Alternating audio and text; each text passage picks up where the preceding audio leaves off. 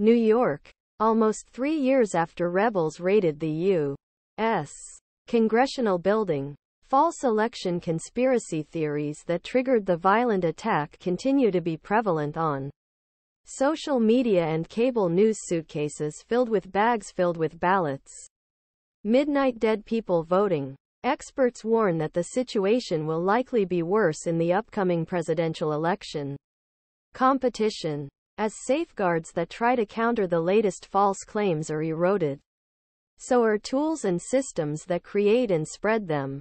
Many Americans who were provoked by former President Donald Trump continue to advocate the unsupported idea that elections across the United States cannot be trusted. The majority of Republicans believe that Democrat Joe Biden was not legitimately elected president.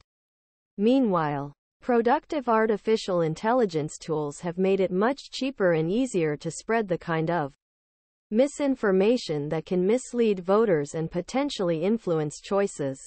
Social media companies that once made large investments to fix records also changed their priorities. Oren Etzioni, an artificial intelligence expert and retired professor from the University of Washington, said, "I am waiting for a tsunami of misinformation. But the ingredients are there. And I am completely horrified." AI deepfakes go mainstream. False visuals, videos and audio clips, known as deepfakes, began appearing in experimental presidential campaign ads. Etzioni said the worse versions could easily spread on social media without labels, fooling people days before the election. You could see a political candidate like President Biden being hospitalized, he said. You could see a candidate saying things that he never actually said. You can see an escape in the banks. You could see the ings and violence that never happened. Larry Norden, Senior Director of the Elections and Government Program at the Brennan Center for Justice, said high-techs are already affecting elections worldwide. Just days before the recent election in Slovakia, audio recordings created by artificial intelligence were imitating a liberal candidate who discussed plans to raise beer prices and cheat the election.